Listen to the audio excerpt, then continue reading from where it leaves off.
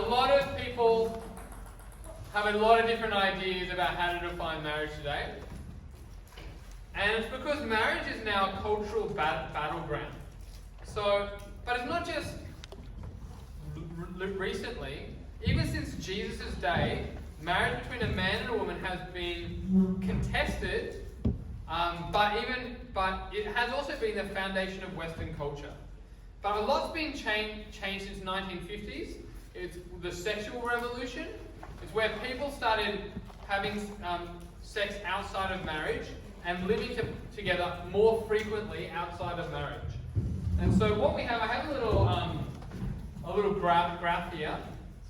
Now, what you have here is the rate of divorce on the left. Now you can see how it starts going up after the 1960s, right? Which is when the sexual revolution happened. And you can see divorce starts going up. But interestingly, it's going up at the same time as people are living together before marriage. In other words, as people start to take commitment less seriously and start living with people outside of marriage, it has also led to people taking commitment in marriage less seriously and getting divorced more easily.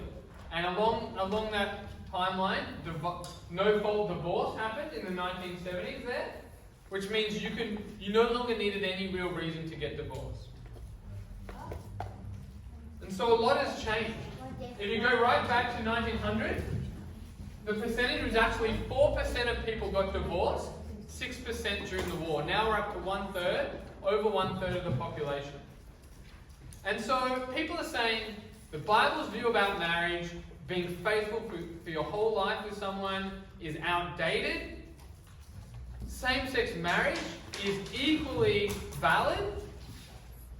And the media is promoting this all the time. And there's a book called After the Ball, and that was where a couple of, someone in marketing and someone in psychology thought, how can we promote same-sex relationships as being good in society when they were treated as bad? And so they came up with a whole bunch of things that they thought would help, particularly in our media. They said, we want to make sure media in our TV shows and our movies, same-sex relationships are presented as normal and as good. And if you've recently watched Netflix or whatever streaming service, how many of the shows have a same-sex attracted person in? Too many. Right? A lot, right? And even in our schools, relationships that are not promoting one man and one woman in lifelong marriage, that kind of thing is being promoted all the time. For example, today at Concord High, not only have they started a lunchtime LGBT group, which promotes people being in relationships and in married to people of the same gender, but they had a stall all day, and they were writing things all over the ground, like pansexual and bisexual and omnisexual. I don't even know what that means.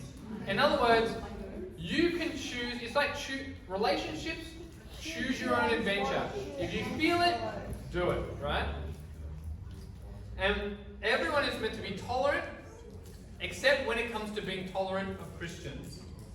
I have one of my friend's daughter, when she was 10 years old, school, everyone who believes in same-sex marriage, go to one side of the room. She was the only person left on the other side of the room. She's 10 years old, and from that point on, everyone looked at her as being an intolerant person. She's 10 years old in a school. Or wear it purple day, which was today. I've had a friend from an old youth group. They said, if you don't wear it purple, we're gonna throw eggs at you when you come to school. Right? A recent study in Time magazine was titled, "Why 25% of millennials will never get married." Because the research is starting to say people don't want to get married anymore. They're confused about it, and less people think it's worth committing to. And the thing is, we're all victims of marriage breaking down and God's purpose for marriage breaking down. There's the pain and hurt and confusion, particularly of those affected by divorce or growing up without a father or a mother. Now, I grew up in a divorced family, and I always kind of thought, wasn't I worth it my dad to stay around or my parents to stay together. And recently I even caught up with my dad to share with him how I feel like it had really affected me. And if I would have given anything for my parents to have stayed together rather than splitting up. So, when a child, and so not only is divorce negatively affecting those of you who've been in a divorced family, but when a child is placed in a same-sex household, that person will miss out on at least one critical parental relationship and a really important father-mother influence. When one is absent, then that absence leaves a gaping wound, one person said, who came from a same-sex, their parents were same-sex couple. That was the child of that said that. Because the thing is, we learn about ourselves and our gender from our mothers and our fathers. And so not having one deeply affects us. Now, one of the sad problems is Christians have failed to teach on these topics. They think, well, it's too controversial, we're not going to talk about it. But the problem is, when you don't talk about these issues, you're making a decision to let everyone in your church drift wherever culture's going. And culture is drifting away from what God says is good for marriage and relationship. And often when we talk about who should you marry, the answer comes back, well, whoever makes you happy. It doesn't matter about men marrying women or vice versa. It's whoever makes you happy. And so we're going to see what God has to say about marriage, because get this, God created marriage. He has given us a blueprint for marriage, so we don't have to be in the dark and guess about what it is. And what he says is good. So what does God say about marriage, and is it really good for us? Well, let's have a look at this passage today. The first point is the problem with trying to lower the bar on marriage. Now, if you've got verse 1 and 2 in front of you.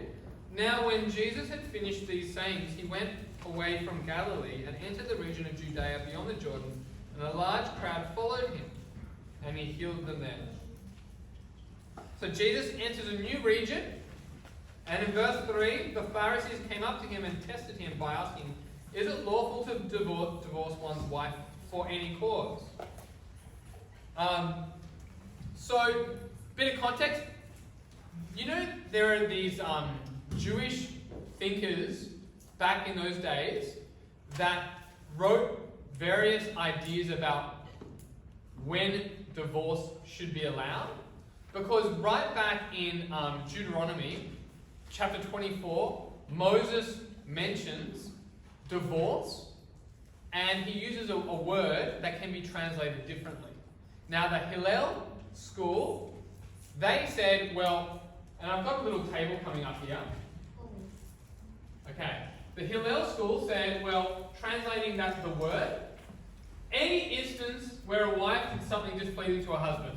For example, they wrote, a wife spoils a meal. Then the man can say, okay, relationship over. That was the common view at the time, and the Pharisees held that view. And there was the stricter view, or the one that guarded faithfulness more, which was the Shemaiah view. And they translated that passage to mean if someone was immodest behavior or sexual immorality. And so they're saying, Jesus, which position do you take on the question?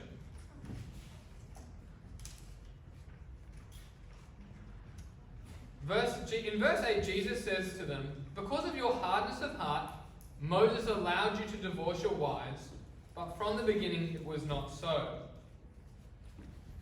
So here we have this idea of Moses allowed it, but it was not what God intended, right? So I find a good way to think about this idea and some of the stuff in the Old Testament, particularly here, is Old Testament Israelites are like children. And God makes allowances for them because they do stupid things. But in the New Testament, God treats people like adults on this point, when Jesus is talking about he's treating us like adults, because we know now better than to do these stupid things. In 1 Corinthians 13, Paul says, when I became a man, I put childish ways behind me. The reason Moses allowed divorce draws us back to a broader issue though, universal sinfulness. And this is something that's in every passage of the Bible. So when you're reading a part of the Bible, you're saying, what does this passage say about human sinfulness? Since the fall, the heart of the human problem, as one person put it, is the problem of the human heart. Divorce exists not because someone did something displeasing, right, like spoil a meal, but because of a me-first attitude. Now, there was a guy called Shapiro, and he interviewed 50 divorced couples to discover why they break up, and he found that having a me-first attitude was the key cause. This is what one person who got divorced said: "Nothing that I ever did during the course of our entire marriage involved me thinking about my wife as a first thought. And yet now, as we were going through the divorce, she was all I could think about." It's that me-first attitude, that selfish attitude, that sin attitude. There's a guy called Mark Twain. He sent 12 friends a message, randomly, right, this is completely random: "Flee at once, all is discovered." And guess what? All 12 people left town, right? Just random people. Why? Because everyone sins. We all know there are dark parts of our lives that we wouldn't want anyone to know about. We have a me-first attitude. So what would come to mind if you were sent a message like that?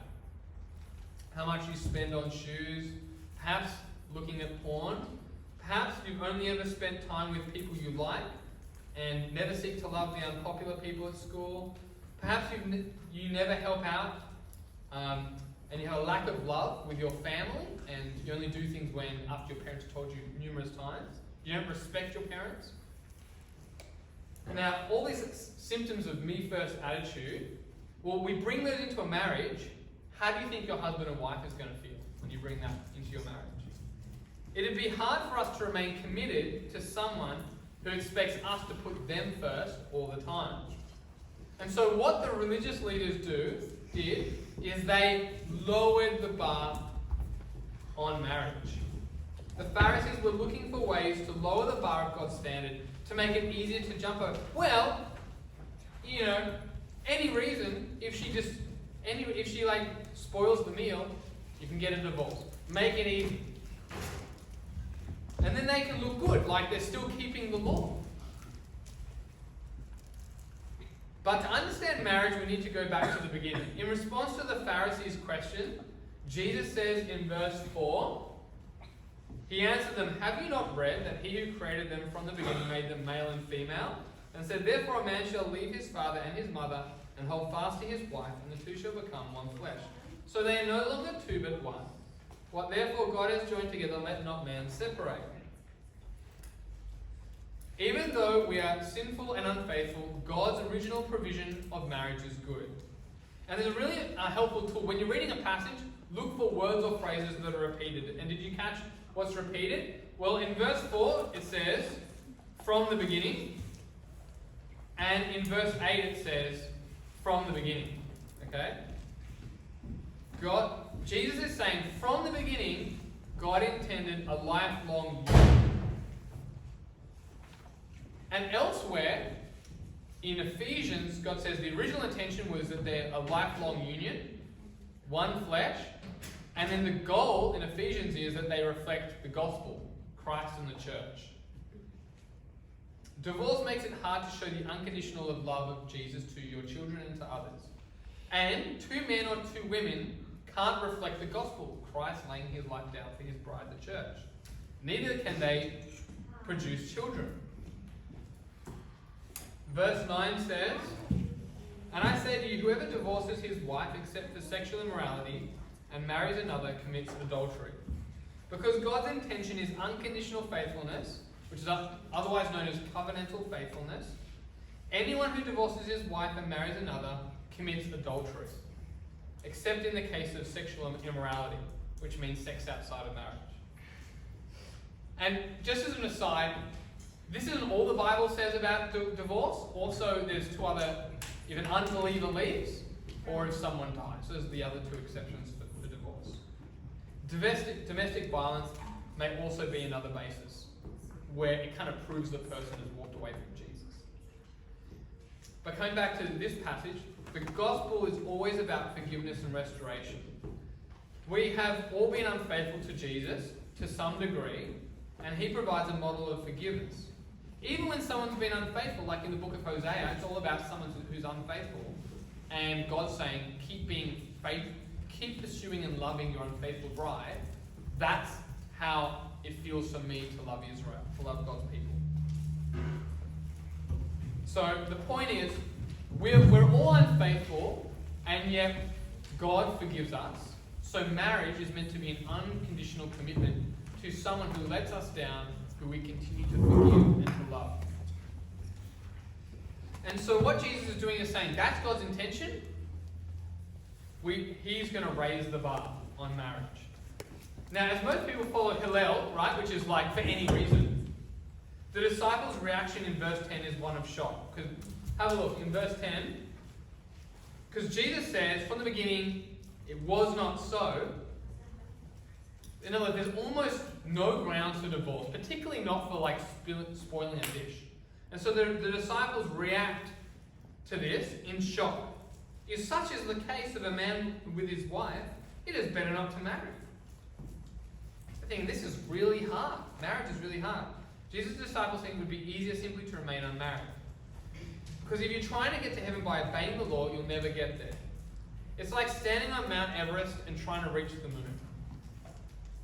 But Jesus responds in verse 11 to 12 by showing us singleness isn't easy, however. Singleness isn't easy. Okay, so the fourth point, singleness exists to grow Jesus' kingdom. So now Jesus moves from marriage to singleness. And I'll read it out. Not everyone can receive this saying, not only those to whom but only those to whom it's been given. For there are eunuchs who have been so from birth, and there are eunuchs who have been made eunuchs by men, and there are eunuchs who have been made themselves eunuchs for the sake of the kingdom of heaven. Let the one who is able to receive it, receive it. Okay, so what's a eunuch? A eunuch is someone who has either made a decision not to have children, or for some reason, because of birth or because of their job, maybe working in the temple and with the concubines or something like that, they have been prevented from being able to have children. And so Jesus is saying singleness might look different for different people. But the last person is the one he focuses on, and I'll read the last one again. There are eunuchs who have made themselves eunuchs for the sake of the kingdom of heaven. Jesus focuses on the one who denies things of this world because of their commitment to Jesus' kingdom. And that's the point. Whether you're married or single, it's about growing the kingdom. Now, put your hand up if you're single right now, which means you're not married. So my question to you then, you're all single, that's good. Unless it'd be really awkward if one of you had married someone and we just found out. Is your primary focus growing God's kingdom through sharing Jesus? Well, that's what Jesus is saying, that we should aspire to. And if things that might distract you from that are a couple of lies. Lie one. Relationships exist to make me happy. To you who are dating or looking to date, or you have crushes on some Korean pop band guy, and is your focus on growing the kingdom? If not, then we're thinking about relationships just like the rest of the world. And so we want to be careful not to buy into the lie that life is only about making you happy. So lie one, relationships exist to make me happy. Lie two, God is enough to meet our needs. So God's actually more concerned about a change in perspective and attitude than a change in marital or relational status. He's more concerned about growing the kingdom than giving you a boyfriend or a girlfriend. And there's one writer, Charles Spurgeon, who put it really well. Remember this, had any other condition been better for you than the one you're in now, God would have put you there. So the place you're in right now, that's where God wants you, and it's what God has a good purpose for you in that. So be careful of the lie that God isn't enough to meet your needs. Jesus will never let you down. Lie number three, being single makes you a lesser person. Now, that can't be true because Jesus was single his entire earthly life, and he was the most complete human being ever. He never married, he never had sex, and yet he was fully human, the most fully human person ever walked. Lie 3, being single makes you a lesser person. Lie 4, our sexuality or relational status doesn't define us. Your value comes from being made in the image of God and being saved by Jesus, not by being gay or whatever other identity you want to give yourself. So here's a couple of application points. 1, these are things for you to think about as you chat to your friends. God made marriage, therefore marriage is good for society. 2, because marriage between a man and a woman is good for all, we should promote it. And it's going to be really difficult, particularly at Concord High today, to talk about the goodness of marriage. But if you have parents that have been a good model to you, you should actually share that with your friends. Because you won't hear about it in the media. When you're talking about marriage, gender or sexuality, always bring it back to God's purpose. So when you have a chat with someone and they say, oh, don't you think love is love? Don't you think a man should be able to love and marry another man? Bring them back to Genesis and say, God invented marriage, and here is what he said about it. 4, challenge our culture by asking, isn't it possible that we could be wrong and later generations could look back and think we made a mistake? Think about your grandparents' generation. Surely there are things that you think were silly that they did back then. Isn't it possible our grandchildren will think things we did were silly? 5, Jesus reveals that we've all been rejecting God's good design for our lives. So those people, if we're single, we've failed in sexual purity. Those that lived a homosexual lifestyle, all of us have lived in a way that has not honoured God. And so we all need to turn back to God. And it's not unloving to tell someone to turn back to God. And 5thly, people need grace. The thing people aren't offering at the moment is forgiveness and grace in our failings. And that's what Jesus offers everyone. Now, I want to finish with a story. He was married, his name's Robertson, he was married to Muriel for 55 years. They raised 6 children and served as missionaries in Japan for 12 years. However, Muriel developed Alzheimer's disease and was terrified when Robinson couldn't be at home with her. So in 1990, Robinson stepped down from being president of Columbia Bible College to take full-time care of his wife. And this is what he said when he stepped down from his presidency. Actually, just says, she's terrified when I'm not there, and so I need to be with her. For the last 40 years, she's sacrificed to me, and it would be an honour for me to be able to serve her now. And so he stepped down from Bible college so he could care for her. And I just thought that was a really good picture of what sacrificial faithfulness through the ups and downs looks like and what Jesus intended. But